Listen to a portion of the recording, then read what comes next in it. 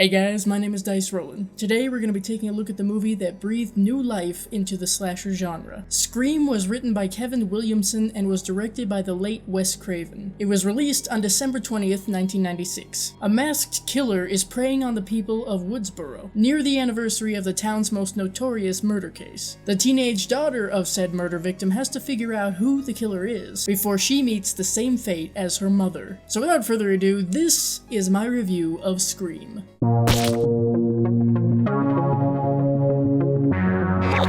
The movie starts off with a very 90s title card, before we're introduced to Casey, played by Drew Barrymore, who is settling in for a night of scary movies, or as she calls them, videos. However, a mysterious stranger on the phone, voiced by Roger Jackson, interrupts her preparations. Things escalate pretty quickly when Casey realizes that whoever this is watching her, and refuses to play along with them. What do you want?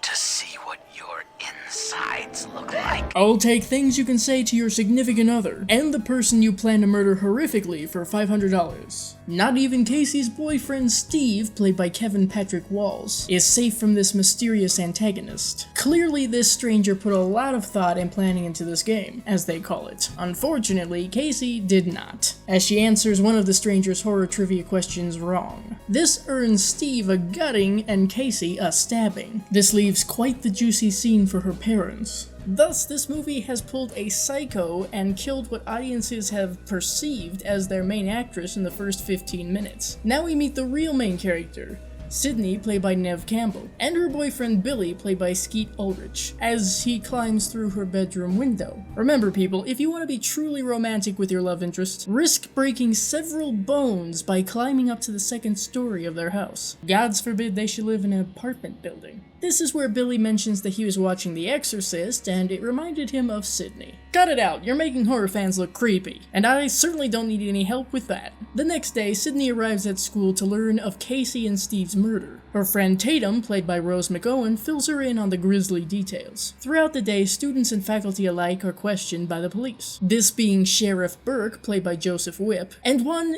Deputy Dewey, played by David Arquette. Now, I was gonna point out how ridiculous that name sounds, but later on we learned that his real name is Dwight, so...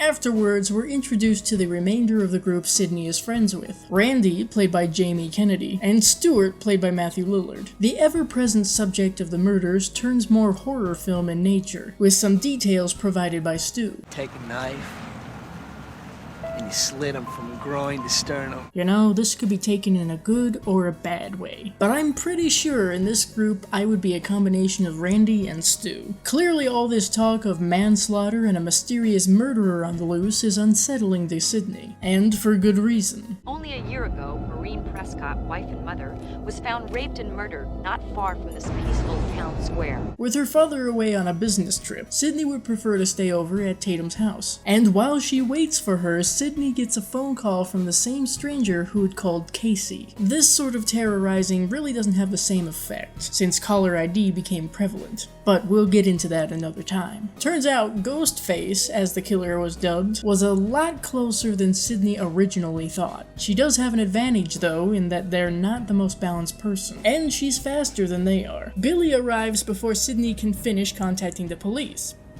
But that may not be as much of a comfort as you might think, seeing that Billy arrived so quickly after the killer's presence, and he happens to be carrying, as they call it in this movie, a cellular phone. Sydney bails. Someone else who shows up at the right or wrong time is Dewey, so Billy is carted off to the police station, and local pain-in-the-ass reporter Gail, played by Courteney Cox, arrives in time to report on nothing. Making Sydney's night even worse, the police are unable to contact her out-of-town father. Billy continues to insist that he is not the mask-wearing murderer, but until the phone records are received, he's going to have to spend the night in jail. And with that, it's time for Sydney and Tatum to leave. But Gail is right on them as soon as they leave the building. That's alright, because Sydney has a pretty good response to the paparazzi treatment.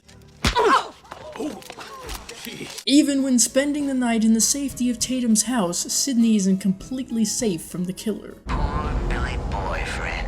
An innocent guy doesn't stand a chance with you. So I guess that means that Billy's innocent. Well, maybe not innocent, but he wasn't the guy in the discount costume running around Sydney's house that night. Probably. The following day, it's time once again to return to school. And while Dewey claims it's safe here, I would like to contradict that with, it's fucking high school, dude!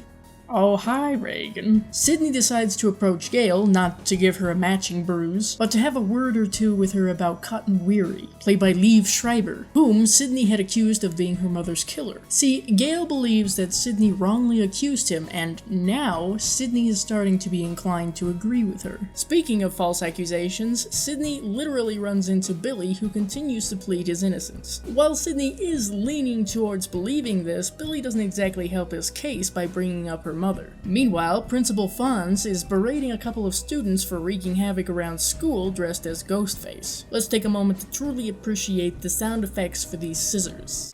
You show your compassion. Let me tell you something. Beautiful. While attempting to get a little bit of a breather in the restroom, Sydney overhears a couple of heartless harpies gossiping about her and her mother. This is followed by a different kind of attack, by Ghostface hiding in one of the stalls. This is why I always check before using a seemingly empty restroom. Having gotten essentially nowhere with Sydney, Gail sets her sights on Dewey, to try to get more information on the possibility that the person who murdered Sydney's mom is still on the loose. Let's be honest for a second, okay? Dewey is a himbo. Straight up. Given the circumstances, the school day has been cancelled, and in celebration of this, Stu announces a party that he'll be hosting at his house. Some of you watching may be wondering why exactly school was cancelled. Turns out there was a deleted scene that happens just after the attack in the restroom, where Sydney goes straight to Principal Himbry, and that is why he calls for the school day to end. And speaking of the principal, Ghostface makes him his next victim. Elsewhere in 80s and 90s kid nostalgia central, Randy and Stu have a conversation about current events, and who could potentially be the murderer, in accordance with horror movie logic. There's a formula to it. A very simple formula. Everybody's a suspect. That's good. It's Millennium. Good kid. Oh yeah, no, I'm totally convinced. Billy's never had a homicidal thought in his life. While the teens going to Stu's party prepare for the night, the rest of the town locks up due to the new curfew. In attendance of the party, Gail and her cameraman Kenny, played by W. Earl Brown. Sort of. Actually, she's there for general sleazy reporter type shit, by planting a camera inside the house.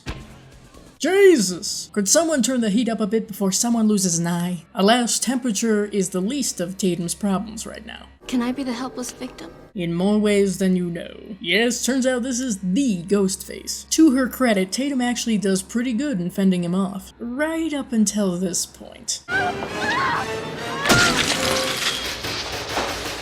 As things settle down a bit, Billy once again appears out of nowhere. This habit of jump scaring your way into places isn't helping you look any better, my dude. Regardless, Billy and Sydney go upstairs to talk. At the same time, Randy goes off on explaining the rules of a horror movie. Take notes, everybody. Never, ever, ever, under any circumstances, say, I'll be right back. Because you won't be back. I'm getting another beer. You want one? Yeah, sure. I'll be right back.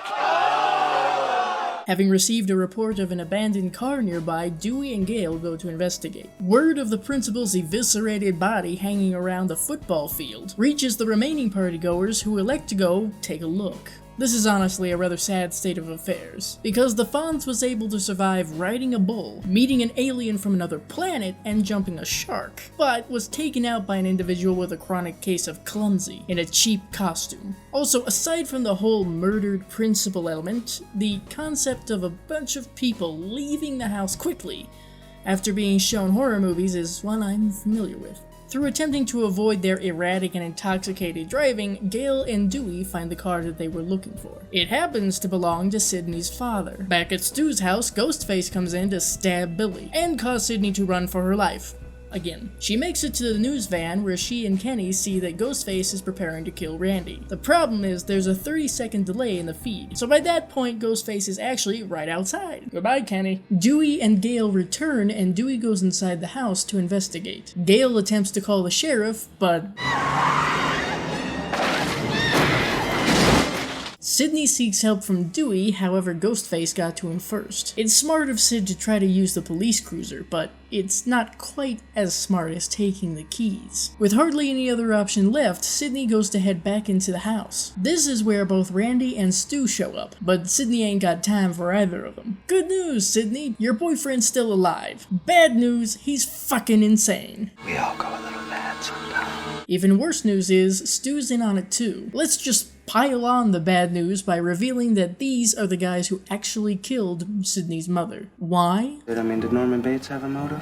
No. Oh my god, I thought you said you watched horror movies. Turns out the motive, at least for Billy, was that Sidney's mom was sleeping with Billy's dad, and that's why his parents got divorced. You're gonna love this one. It's a scream, baby. That's it, cut, print, check the gates. Okay, so they literally got away with murder. But what about this time? Well, Billy and Stu had actually kidnapped Sidney's dad, and their plan is to frame him for everything. This is another reason why I really feel like neither of them watched enough horror movies. Because if they had, then they'd know that it's not a very good idea for a villain to give a detailed exposition of their plan. Whatever. The only detail these two maniacs need to worry about, aside from actually killing Sidney, and her plot device father, is making themselves look like the victims. And how shall they do that?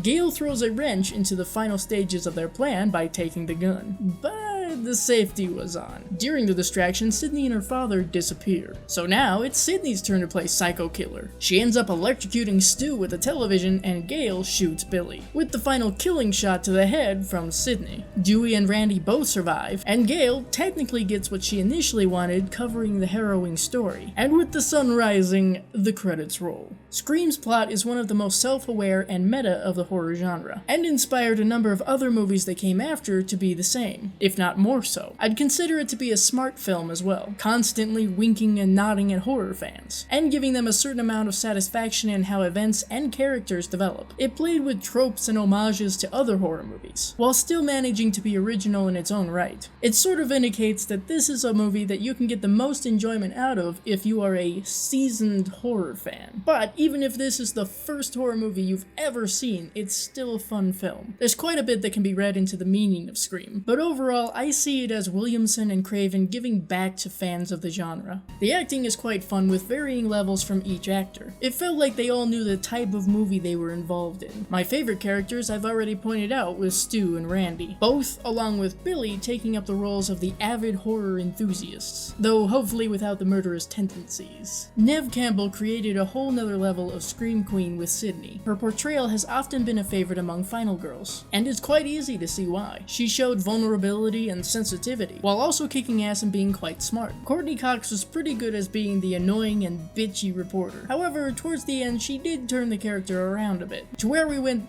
maybe she's not so bad. David Arquette and Rose McGowan had good sibling chemistry. Arquette made Dewey quite likable, and more than simply the comic relief character. Lots of people have told me that they love his character, and McGowan was badass in her own right, however short-lived that was. Jamie Kennedy also made his character likable and knowledgeable, without coming across as insufferable. He's actually a pretty decent representation of horror fans as a whole. While both Stu and Billy are absolutely unhinged, Skeet Ulrich seemed to play the part of a straight man in this relationship, while Matthew Lillard, in my opinion, was having a great time going balls to the wall crazy. On a side note, I really do hope they bring him back for this new Scream film in the works. No, I don't care how. In some way, they all feel like representations of actual people, but with that larger-than-life Craven and Williamson quality, essentially parodies of real people. Granted that I can't confidently say that they're all really smart, but that's okay. It's a slasher movie about teens, right? The settings and atmosphere feel authentic enough, and fit into the Hollywood, California quality. It doesn't feel too far removed from your average upper suburban area, and thus makes the scary situations characters are in feel more believable. The houses are beautiful, by the way. The special effects are quite good as well, with the look of the blood being realistic, as well as the gore. Even though there's far more blood than gore, it doesn't make the film suffer for it. It's effective and gets the point across just fine, without going over the top and risking becoming outright laughable. The soundtrack of the film is quite good. All the songs fit well enough and make for a solid collection. The most notable non-score related song is The Red Right Hand, by Nick Cave and the Bad Seeds, which gives the movie a uniquely eerie and threatening kind of vibe. The score score, created by Marco Beltrami, fits well among other slasher movies. Perhaps it doesn't stand out quite as immensely, but at the very least it doesn't fall into the background unnoticed. Beltrami clearly knows a thing or two about creating a decent horror atmosphere, as he's more recently worked on Scary Stories to Tell in the Dark and A Quiet Place Part 2, as well as each of the following Scream sequels thus far. I'll be listening to the soundtrack rather than the scoring though. With all that being said, I'm giving Scream 8 out of 10 bloody thumbs up. Like I said, it's an intelligent horror film that knows its audience, and wants to live up to their expectations. This is a film that helped to resuscitate the slasher subgenre, and it's inspired countless self-aware horror films in the following years. It makes social commentaries that, while not timeless, are still relevant today. It's also highly quotable. I feel that Scream is just as important in Wes Craven's legacy as A Nightmare on Elm Street is, and it certainly has his creative mark. Though I do believe that a majority of the credit should go to Kevin Williamson. It is, after all, his story that just so happens to have Wes Craven at the helm. If by some miraculous happening you have not seen Scream, I would recommend it to slasher fans, Wes Craven fans, people who enjoy a good helping of meta in their horror, and anyone who would like to see what a somewhat inept masked killer would look like. So, I hope you enjoyed this video. If you did, give it a like to let me know. Don't forget to leave a comment down below telling me what you think of this movie. And if you have any suggestions for horror movies you would like to see me review in the future. You can support the channel through my Patreon, where you would also get exclusive and early access to videos like this. Also, don't forget to share this video to help the channel grow, and subscribe for more videos like this. See you later.